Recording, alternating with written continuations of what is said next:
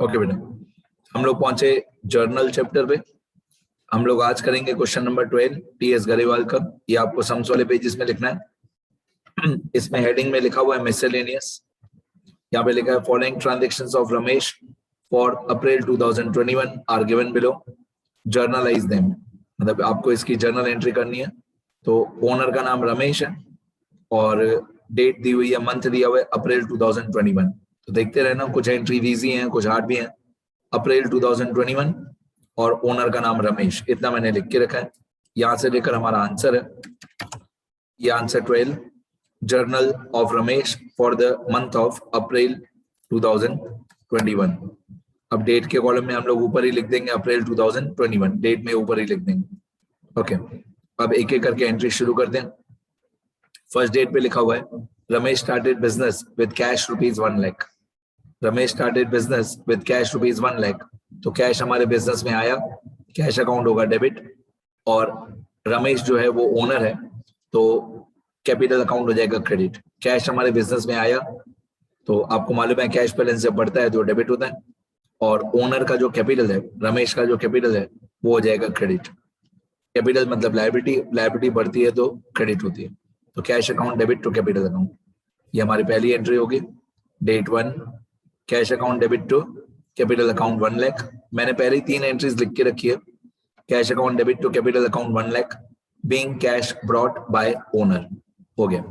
अब सेकंड नंबर transaction, second transaction में लिखा हुआ है पेड इनटू द बैंक, और यहाँ पे अमाउंट दी हुई है 20,000 पेड इनटू द बैंक। तो क्या पे किया होगा हमने बैंक में? पेड इनटू द बैंक मतलब क्या पे किया? हमने कैश पे किया बैंक में, तो हमारा बैंक बैलेंस हमारा बढ़ जाएगा, बैंक अकाउंट हो जाएगा डेबिट, और कैश हमारे बिजनेस में दे गया तो कैश हो जाएगा credit. Paid into the bank तो बैंक बैलेंस बढ़ जाएगा, डेबिट, कैश हो जाएगा कम तो कैश हो जाएगा credit. Bank account debit to cash account, amount है 20,000। मैं यहाँ पे सेकंड डेट लिखूंगा। सेकंड डेट में बैंक बैलेंस हमारा बढ़ गया, बैंक अकाउंट डेबिट, और कैश बैलेंस कम हो गया तो cash account credit, amount 20,000। Narration में बीइंग कैश पेड और deposited into the bank, narration लिखना जरूरी है। नरेशन की कोई मार्क्स नहीं है, नरेशन की कोई मार्क्स नहीं है, बट नरेशन लिखना जरूरी है। ये 2 डेट्स हो गई हमारी। थर्ड डेट में bought goods for cash 50,000। Bought goods, bought यानी गुड्स हमने खरीदे, परचेज्ड, बॉट मतलब परचेज्ड, तो गुड्स हमने परचेज किए फॉर कैश। अब आपको मालूम है परचेज हमेशा डेबिट होता है, परचेज हमारे बिजनेस के लिए एक्सपेंस है तो परचेज होगा डेबिट, और कैश हमने पे किया, कैश हमने पे किया तो कैश गोज आउट, कैश हो जाएगा क्रेडिट, अमाउंट है इसकी 50,000। बॉट गुड्स फॉर कैश तो परचेज हो जाएगा डेबिट और कैश हो जाएगा क्रेडिट 50,000। ये थर्ड डेट मैंने लिख के रखा है। Third date purchase account debit, क्योंकि परचेज हमारा एक्सपेंस है, और कैश हमने पे किया, कैश गोज आउट तो कैश हो जाएगा credit 50,000। Being goods purchased for cash, being goods purchased for cash, हो गया। 3 डेट तक हो गया, यहां तक मैंने लिख के रखा है। इसके आगे अभी मैं लिखते जाऊंगा हर एक एंट्री। नेक्स्ट, थर्ड डेट के बाद लिखा हुआ है फोर्थ डेट। फोर्थ डेट पे लिखा हुआ है ड्रू कैश, ड्रू मतलब withdrew, withdrawn, withdrawn cash from bank for office use, for office use या फॉर ऑफिस एक्सपेंसेस। ये एंट्री मैंने आप लोगों को थियरी वाले पेजेस में भी लिखाई है। हम लोगों ने बैंक में से पैसे निकाले फॉर ऑफिस यूज, हम लोगों ने बैंक में से पैसे निकाले फोर्थ डेट में, बैंक में से पैसे निकाले तो बैंक बैलेंस कम हो जाएगा, बैंक हो जाएगा क्रेडिट। अब यहाँ पे इस ट्रांजेक्शन में डेबिट क्या होगा? डेबिट होगा कैश अकाउंट, ऑफिस एक्सपेंस नहीं, ऑफिस यूज नहीं, डेबिट होगा कैश अकाउंट। हम लोगों ने कैश निकाला है बैंक में से तो कैश आएगा हमारे पास और बैंक बैलेंस कम हो जाएगा। तो Drew cash from bank for office use 10,000, तो कैश हमारे पास आया, बैंक बैलेंस कम हो गया। ऑफिस यूज का कहीं पे भी कुछ भी नहीं होगा, ऑफिस यूज हम लोग नहीं लिखेंगे।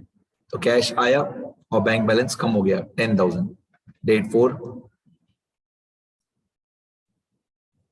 ये डेट 4, अमाउंट है इसकी 10,000। तो 10,000 कैश हमारे पास आया, कैश हो जाएगा डेबिट।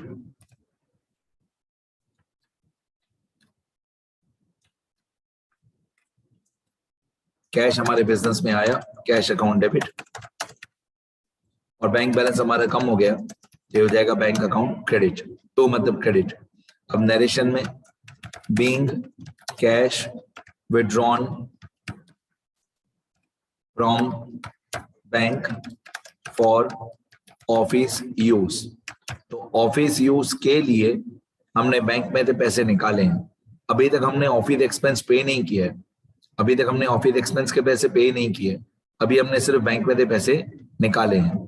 तो हमारी एंट्री होगी cash account debit to bank account, office use का कुछ भी नहीं होगा। आगे फिर 4 डेट के बाद 13 डेट। 13 डेट पे लिखा है sold goods to Krishna 15,000। Sold goods to Krishna. अब आपको मालूम है कि सेल्स अकाउंट हमेशा क्रेडिट होता है, जैसे परचेज हमेशा डेबिट होता है तो सेल्स हमेशा क्रेडिट होता है। सेल हमारी इनकम होती है, इनकम हमेशा क्रेडिट होती है। अब यहाँ पे पार्टी का नाम दिया हुआ है कृष्णा, पार्टी का नाम क्या दिया हुआ है कृष्णा।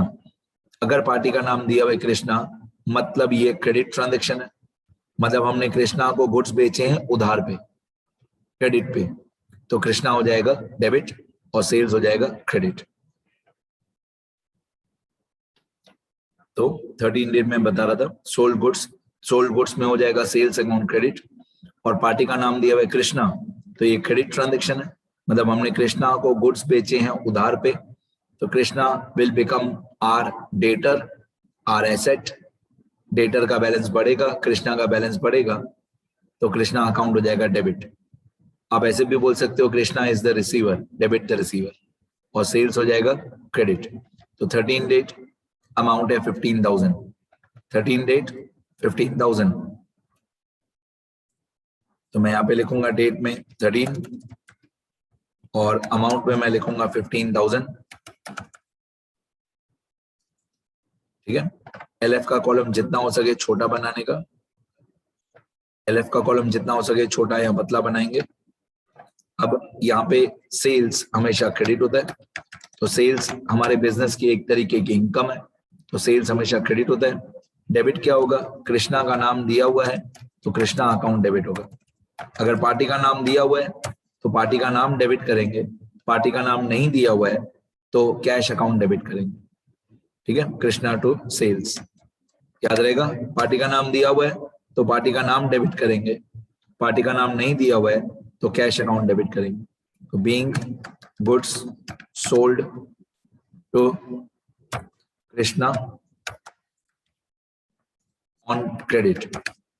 ठीक है, क्वेश्चन में लिखा हुआ नहीं है ऑन क्रेडिट, ये आपको समझना है खुद ही कि पार्टी का नाम दिया हुआ है मतलब ये क्रेडिट ट्रांजैक्शन ही होगा। ठीक है, आगे 13 डेट के बाद 20 डेट है। 20 डेट में लिखा है बॉट गुड्स, बॉट गुड्स मतलब परचेज, और परचेज हमेशा डेबिट होता है। बॉट गुड्स मतलब परचेज, परचेज हमेशा डेबिट होता है। फ्रॉम शाम, तो शाम हो जाएगा क्रेडिट, पार्टी का नाम दिया हुआ है ना शाम। अब पार्टी का नाम अगर शाम दिया हुआ है तो शाम is the giver, credit the giver. ये ट्रेडिशनल अप्रोच हुआ, शाम is the giver, credit the giver. Modern approach में क्या बोलते हैं, मॉडर्न अप्रोच में बोलते हैं शाम एक लायबिलिटी है, क्रेडिटर है हमारा, और लायबिलिटी जब बढ़ती है तो क्रेडिट होती है। ये मॉडर्न अप्रोच हुआ। और ट्रेडिशनल अप्रोच में शाम is the giver, credit the giver. तो 20 डेट परचेज अकाउंट डेबिट और शाम अकाउंट हो जाएगा क्रेडिट। अमाउंट है 22,500। हमेशा पहले डेट और अमाउंट पहले लिख दिया करो, पहले डेट और अमाउंट लिख देने का, एंट्री बाद में लिखेंगे। तो ये डेट 20,000 और ये अमाउंट 22,500। हमेशा पहले डेट और अमाउंट लिख दो, क्योंकि अगर आप पहले पर्टिकुलर्स का कॉलम लिखोगे, अगर आप लोग पहले ये पर्टिकुलर्स का कॉलम लिखोगे तो तब तक भूल जाओगे कि अमाउंट क्या थी। और मेरी हैबिट है मैं डेट और अमाउंट पहले लिख देता हूँ, पर्टिकुलर्स का कॉलम बाद में लिखता हूँ। आपने देखा होगा जितने भी मेरे पुराने वीडियोस, मैं हमेशा ऐसे ही करता हूँ, क्योंकि अगर मैं पहले पर्टिकुलर्स लिखूंगा, अगर मैं पहले पर्टिकुलर्स लिखता हूँ तो तब तक मैं भूल जाऊंगा कि अमाउंट क्या थी। तो यहाँ पे हम लोगों ने शाम से गुड्स खरीदे तो परचेज अकाउंट हो जाएगा डेबिट, शाम से हमने गुड्स खरीदे तो परचेज हमारा एक तरीके का एक्सपेंस है, परचेज हो जाएगा डेबिट, और शाम is the giver, credit the giver. Narration, being goods purchased from शाम, बीइंग गुड्स परचेज्ड फ्रॉम शाम, ये हमारी एंट्री बन गई। अब 20 डेट के बाद, 20 डेट के बाद क्वेश्चन में लिखा हुआ है 22 डेट।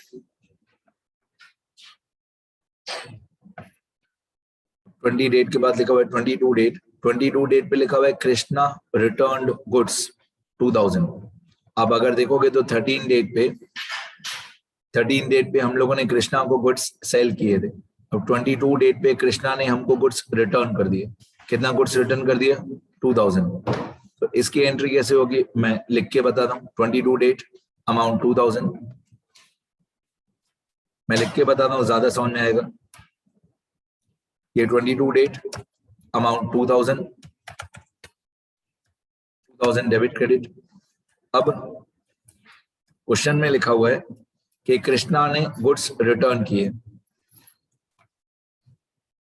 क्वेश्चन में लिखा हुआ है कि कृष्णा ने गुड्स रिटर्न किए, तो आप अगर 13 डेट देखोगे तो 22 डेट अपने आप हो जाएगा।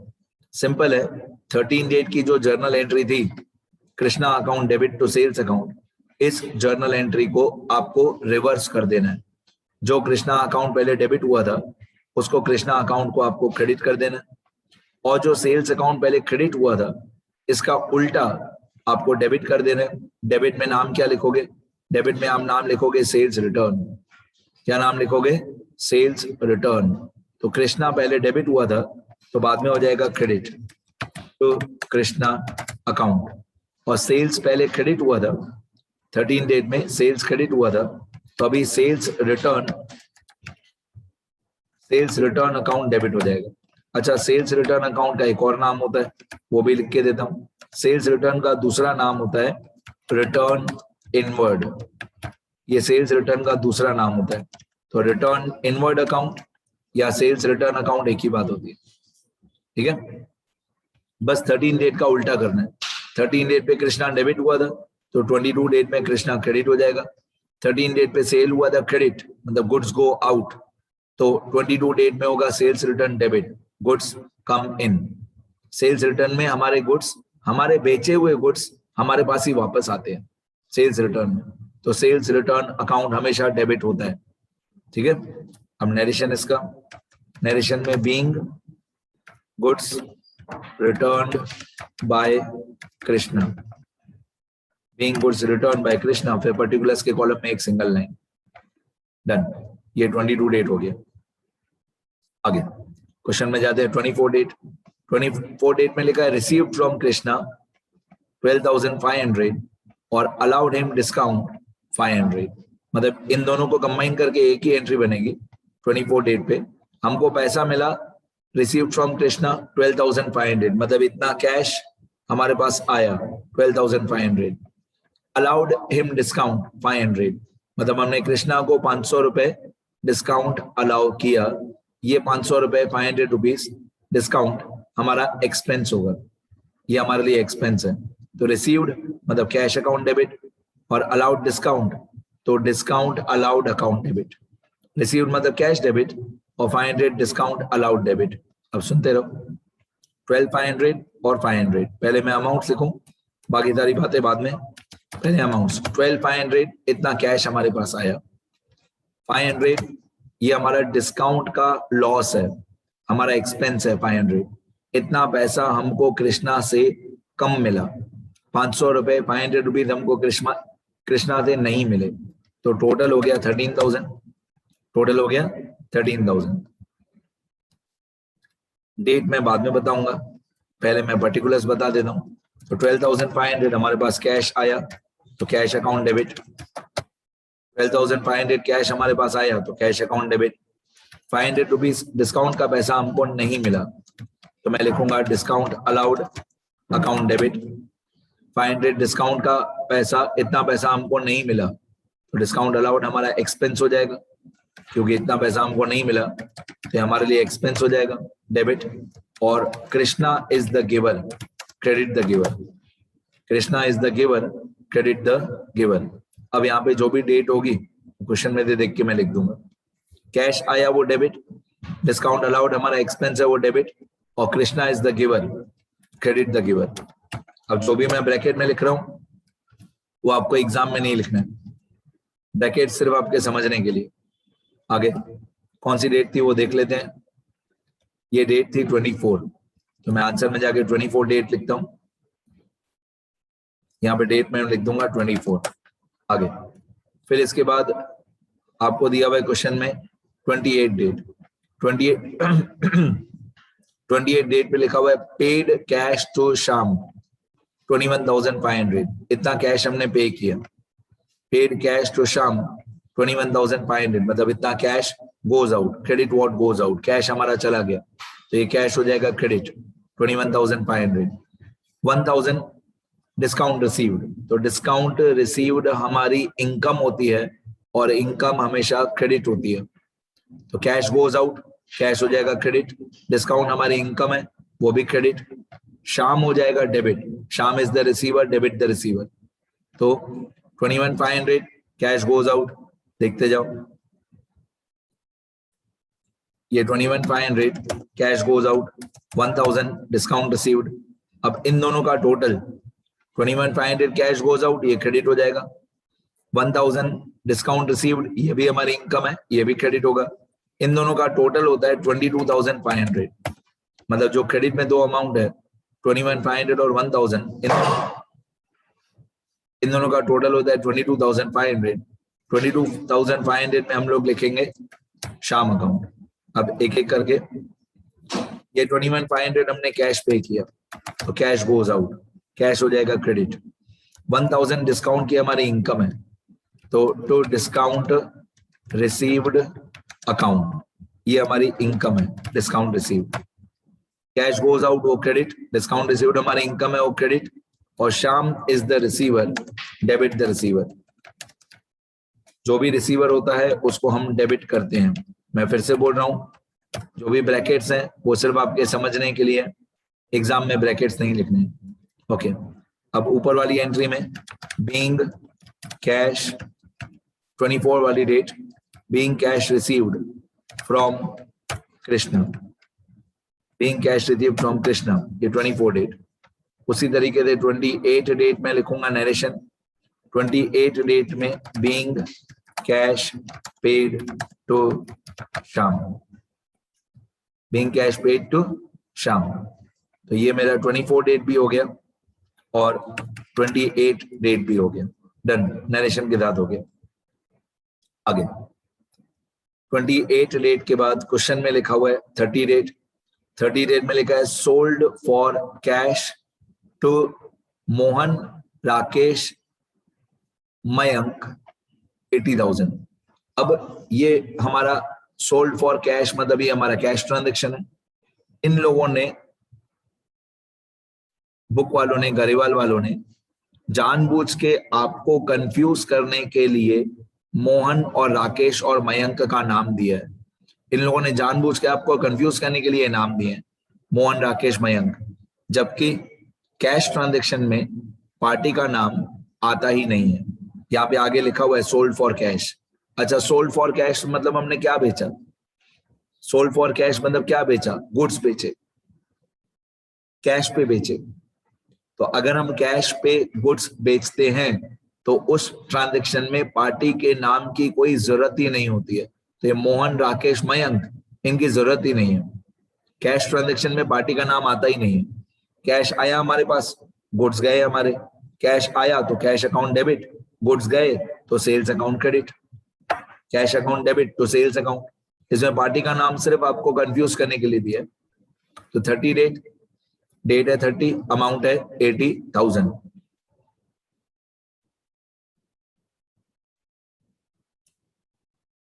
Date 30, amount 80,000।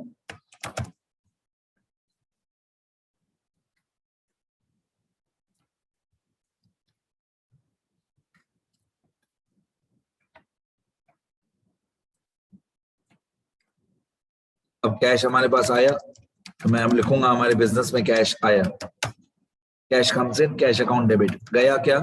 गुड्स गए, गुड्स गए मतलब सेल्स अकाउंट क्रेडिट। सेल्स हमारी एक टाइप की इनकम है, इनकम हमेशा क्रेडिट होती है। मतलब ट्रेडिशनल अप्रोच में ऐसे बोलते हैं goods go out, modern approach में ऐसे बोलते हैं कि सेल्स इज एन इनकम, और इनकम हमेशा क्रेडिट होती है।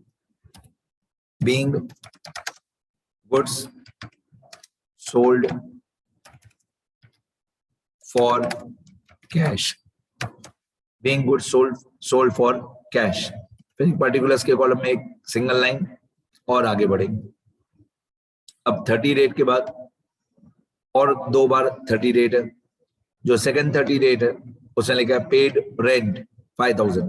अब पेड रेंट, तो पेड मतलब कैश गोज आउट, तो credit what goes out, cash हो जाएगा क्रेडिट, कैश हो जाएगा क्रेडिट, बिकॉज पेड लिखा हुआ है। पेड लिखा हुआ है तो हमेशा कैश अकाउंट क्रेडिट ही होगा। जब भी पेड लिखा हुआ है मतलब कैश गोज आउट मतलब कैश हो जाएगा क्रेडिट। डेबिट क्या होगा? रेंट, अमाउंट है 5000, 5000 rupees rent account debit to cash account.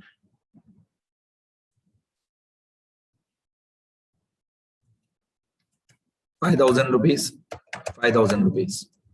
Rent हमारा एक्सपेंस है तो रेंट हो जाएगा डेबिट, रेंट अकाउंट डेबिट, और कैश गोज आउट तो कैश हो जाएगा क्रेडिट। पेड रेंट, तो रेंट हमारा एक्सपेंस हुआ, जो भी एक्सपेंस होता है वो हमेशा डेबिट होता है, और कैश गोज आउट तो कैश हो जाएगा क्रेडिट। डेट, इसकी भी डेट 30 है। चलो इसके बाद नरेशन, नरेशन में being rent paid, being rent paid हो गया। नेक्स्ट, अब लास्ट में एक बार फिर से एक 30 डेट है, उसमें लिखा हुआ है पेड सैलरी 10,000। तो जो रेंट वाली एंट्री थी, जैसी रेंट वाली एंट्री थी वैसे ही सैलरी वाली एंट्री होगी, तो सैलरी हो जाएगा डेबिट और कैश हो जाएगा credit 10,000। Salary to cash 10,000, salary हमारा एक्सपेंस हुआ। यहाँ पे मैं लिखूंगा 10,000, 10,000 सैलरी अकाउंट डेबिट और कैश अकाउंट क्रेडिट। डेट इसकी भी 30 है, मैं कॉपी पेस्ट कर देता हूँ सारा, कंट्रोल सी कंट्रोल वी। अब रेंट की जगह पे क्या लिख दूंगा मैं? सैलरी, सैलरी हमारा एक्सपेंस है, salary account debit to cash account. हम नरेशन में बीइंग सैलरी पेड पूरा ऊपर से कॉपी पेस्ट किया, ठीक है। आपको तो लैपटॉप पीसी अलाउड नहीं होगा, आपको लिखना पड़ेगा सारा। तो सैलरी हमारा एक्सपेंस है, सैलरी हो जाएगा डेबिट और कैश हो जाएगा क्रेडिट। लास्ट में ग्रैंड टोटल देखें, डेबिट क्रेडिट का टोटल क्या है, दोनों साइड का टोटल इक्वल होना चाहिए।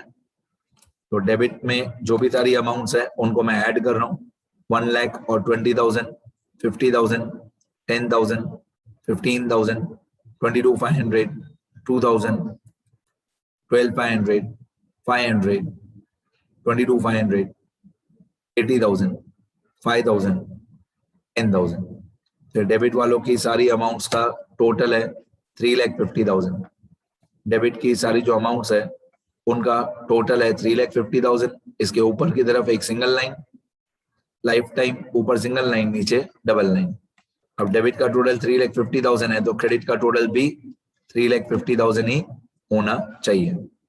ये हमारा आंसर कंप्लीट हो गया। बस इसमें तो मैंने कोई वर्किंग नोट्स भी नहीं लिखे थे। ये हमारा आंसर कंप्लीट हो गया। मैं एक बार स्क्रॉल कर देता हूँ, लिखना अच्छी तरह।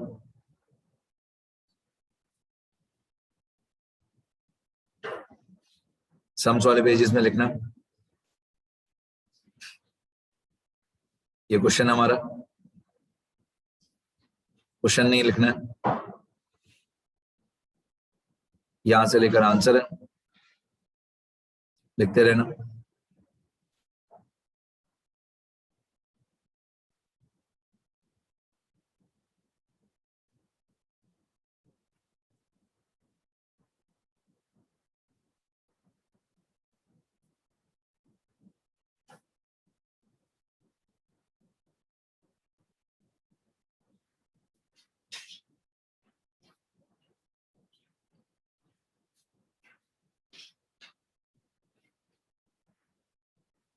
ठीक है, शुरू करो सब लोग, लिखना शुरू करो बेटा।